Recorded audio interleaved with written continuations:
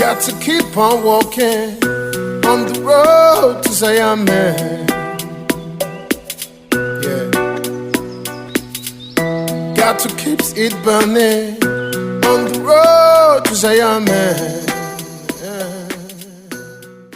Hola oyentes de Radio Sefarad, volvemos a encontrarnos con Luciano Mondino en su programa Sionismo, no solo cuestión de judíos. ¿Qué tal, Luciano? Hola Jorge, ¿qué tal? Muy buenas tardes.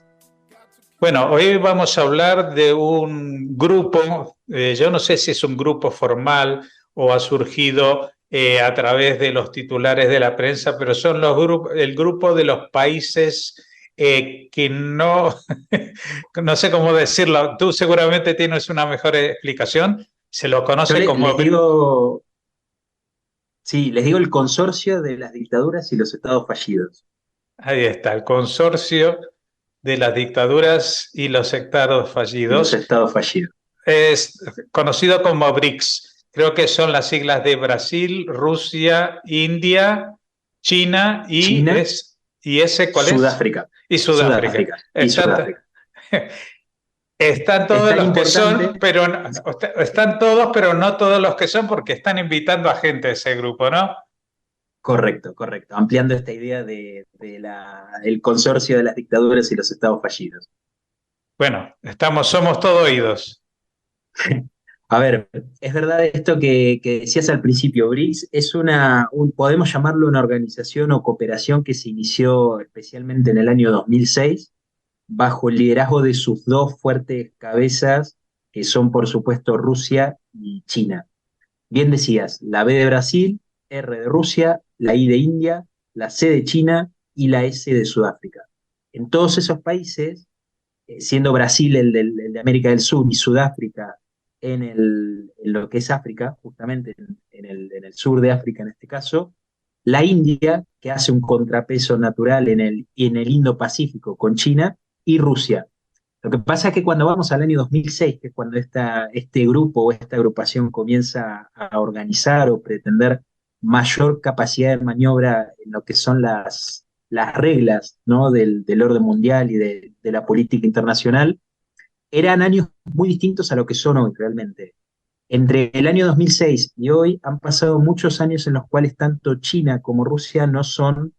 los mismos. Específicamente en el caso de Rusia, quizás es lo que más hemos notado, que en los últimos 10 a 15 años su relación con la OTAN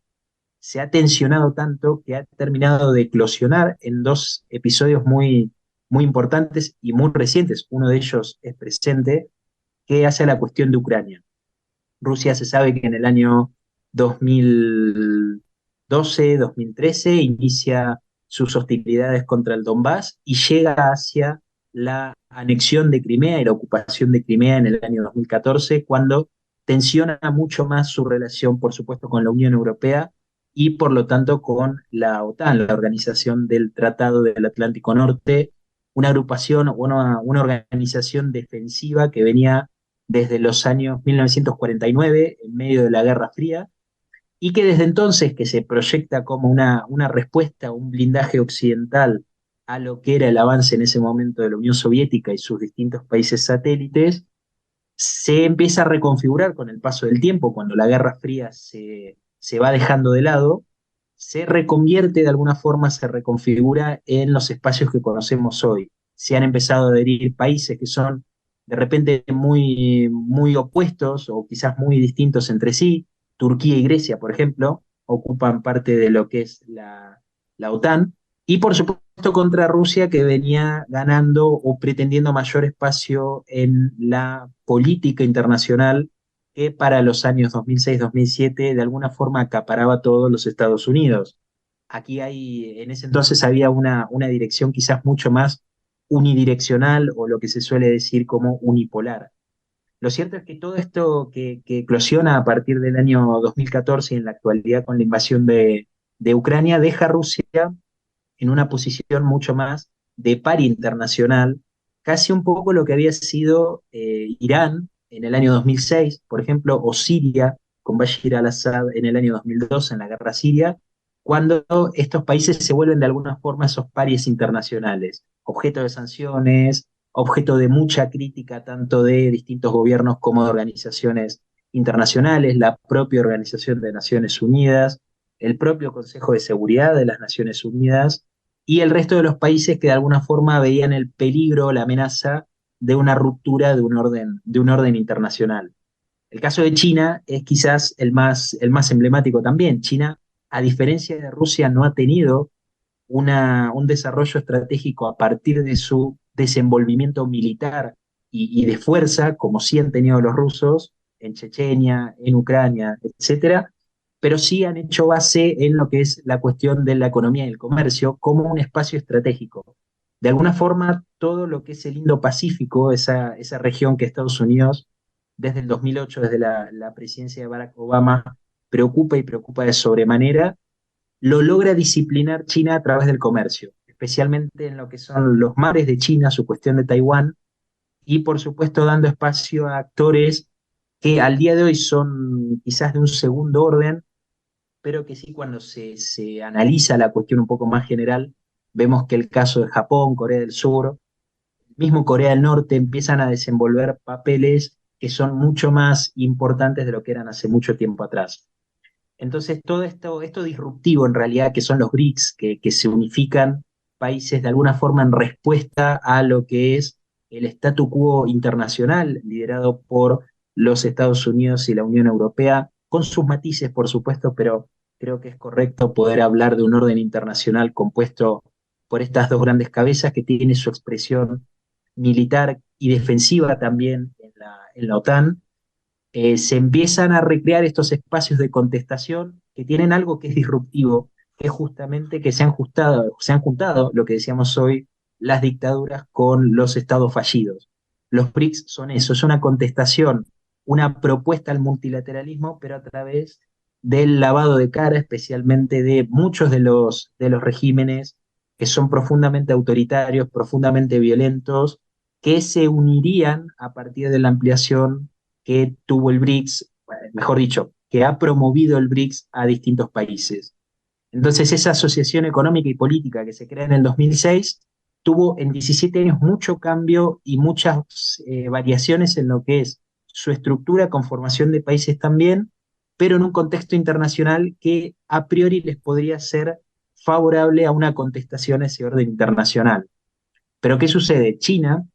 con el Partido Comunista Chino y un Estado nacional bajo el total control o una gran parte de ese control nacional en manos de Xi Jinping, desde 2006 hasta hoy ha entrado muy fuerte en América Latina, el Caribe, parte de Oriente Medio y África también.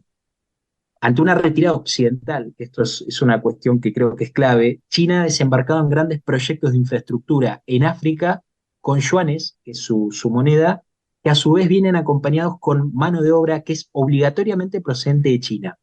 Hay algunos datos, por ejemplo, en el caso de Senegal o Costa de Marfil, todos los proyectos de infraestructura china tienen que tener obligatoriamente entre el 20 y el 30% de mano de obra procedente de China.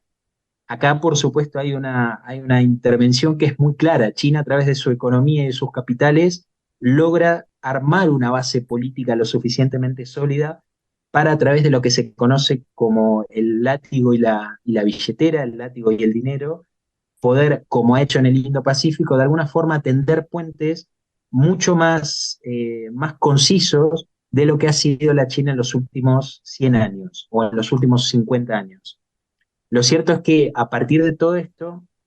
entra un actor que siempre es clave, que creo que es a quien más hay que seguirle pisada, porque representa una de las peores cuestiones que hacen al Medio Oriente y al Oriente Próximo también, que es la República Islámica de Irán.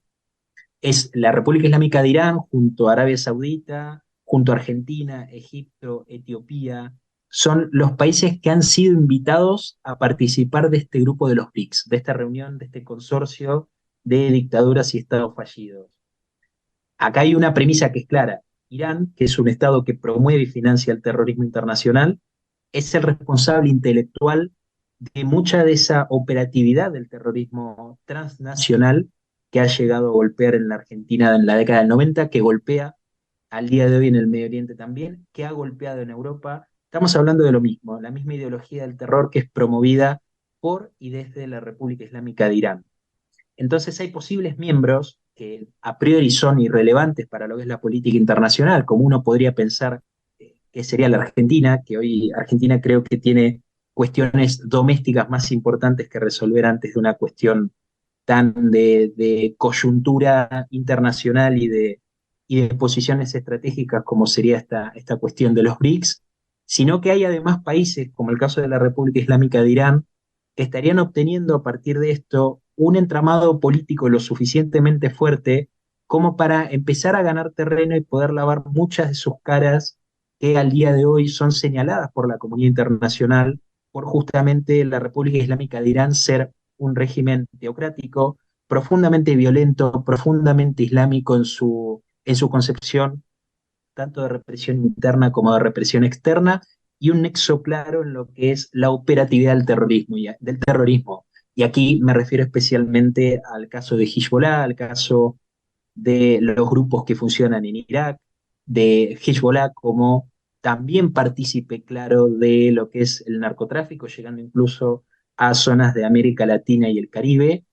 en el cual, sin dudas, que, insisto, le da a la República Islámica de Irán un canal alterno o una válvula de escape a muchas de las presiones y objeciones que recibe de la comunidad internacional, que a priori uno podría decir son escasas, porque es Irán justamente uno de los que más ha burlado y ha violado las restricciones que el mundo le ha intentado imponer en distintas ocasiones. Pero es verdad que cuando la República Islámica de Irán empieza a conseguir canales alternos en los cuales poder evadir muchas de estas sanciones y muchas de estas consecuencias internacionales por su accionar, sin dudas es una señal de alarma ya no solo en el Medio Oriente, sino también hacia lo que es al resto del mundo. El nuevo expansionismo de los BRICS es una recomposición de un gran tablero de ajedrez donde las piezas nunca se van a mover de forma accidental, aunque a veces es verdad que esos movimientos se puedan aparentar como accidentes, pero cada decisión repercute fuertemente en una siguiente jugada. Entonces, ese gran escenario de hoy se replica en tres grandes tensiones que están al día de hoy poniendo en crisis a partes distintas del planeta. Ucrania, que hoy bajo asedio ruso desde febrero del 2022, Taiwán, bajo la amenaza china, y por supuesto el Ártico, que será el tercer espacio donde probablemente la influencia entre los océanos y las islas del sur, los territorios que están al sur, cobren un gran impulso en lo que es la visión estratégica. Incluir también Arabia Saudita, Emiratos Árabes Unidos y el propio Irán amplía una zona fuerte de periferia tanto de China como de Rusia hacia el Golfo, y esto es, por supuesto, la búsqueda de tomar el control de un punto clave, que es el Estrecho de Hormuz, donde pasan millones de barriles de petróleo al día. Y esto me parece que es una cuestión sustancial, porque lo que le va a permitir a las grandes cabezas, que son Rusia y China, con la complicidad de la República Islámica de Irán, que insisto, la República Islámica de Irán sí ha logrado evadir sanciones y poder solventar mucha de su acción terrorista y de propagación del terror a nivel global, ha sido gracias a la participación tanto de Rusia como de China, incluso a través de compañías que hacen al comercio internacional y a la logística, compañías que incluso funcionan con dinero proveniente del extranjero y que están situadas en distintos puntos del planeta, incluso por fuera del Medio Oriente. Misma situación que ocurriría con Egipto,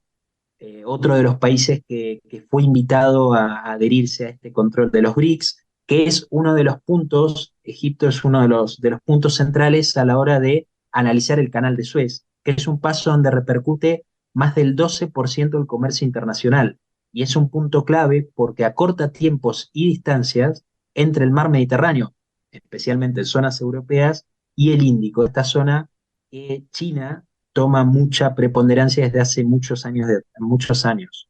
Entonces, para que esto quede claro, la influencia china y rusa pasan a tomar el control de acceso, o cuando mucho a compartirlo en principio,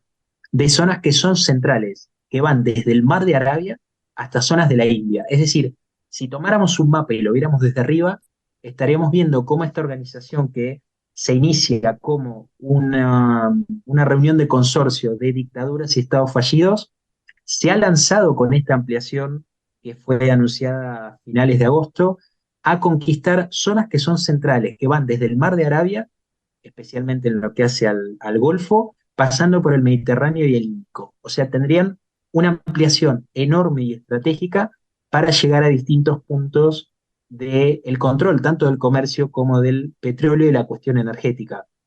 La cuestión energética es un punto central y esto creo que ha sido una de las llaves por las cuales China ha ingresado al Medio Oriente con mayor fuerza, especialmente en lo que hace a la relación entre Irán y Arabia Saudita, que se sabe que es una relación muy tensionada hacia el interior del Islam y que de alguna forma se vuelve importante, cuando no fundamental e imprescindible para el control y la estabilidad del comercio y el precio de la energía. Se sabe que como es un mundo conectado en su visión estratégica, los escenarios que hoy suceden en Europa, me refiero a la cuestión de Ucrania, que ha repercutido fuerte en la cuestión de la energía, sin dudas le da también oportunidades a muchos de estos países que juegan un rol fundamental en el mercado energético y que sin dudas China mira con gran ilusión para poder ya no solo relegar todavía más a los Estados Unidos del Medio Oriente, porque aquí en definitiva estamos viendo esto, es una retirada o muchas veces una duda de los Estados Unidos en su calidad o en su figura de potencia a la hora de intervenir en muchas de las cuestiones de lo que hacen al Medio Oriente y al Oriente Próximo. Es decir, todo esto, estas jugadas políticas, que es, insisto, como en el ajedrez, no hay movimiento que sea casual. Aquí ningún país, especialmente los rusos y los chinos y por supuesto la República Islámica de Irán, moverá una ficha incorrecta en el momento incorrecto. Lo que sucederá es que habrá muchas interpretaciones ahora, pero que estimo que nos llevarán a que tanto China como Rusia, ahora con la asistencia mucho más firme de la República Islámica de Irán y con socios alternos y a veces circunstanciales, podrán encontrar una mayor estabilidad en su ampliación hacia sectores no solo en mayor cantidad, sino también en mucha mayor calidad. Entonces creo que esto de los BRICS, así como al principio sonaba algo inofensivo en lo que es esta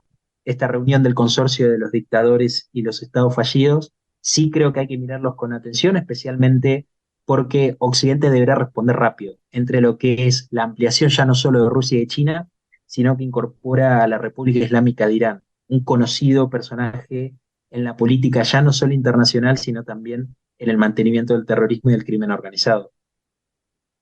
Bueno, sin duda es un actor muy importante que vamos a tener que tomar en cuenta. Es como una escena alternativa al, cuando ya creíamos que el mundo ya no se dividía en dos bloques, pues posiblemente estemos justamente ante la formación del nacimiento de ese segundo bloque, ¿no? Alternativo a lo que es Europa, Estados Unidos o el norte de América, porque también seguramente estarán allí Canadá y México, aunque no formen parte de la OTAN en algún caso, ¿no? Pues nada, Correcto. seguir. Como esto es historia viva, seguiremos avanzando y viendo en qué medida esto sigue creciendo o hay cambios que notificaremos también aquí. Muchas gracias por habernos hablado de este tema, Luciano Mundino, y hasta la próxima. Gracias, Jorge. Hasta la próxima.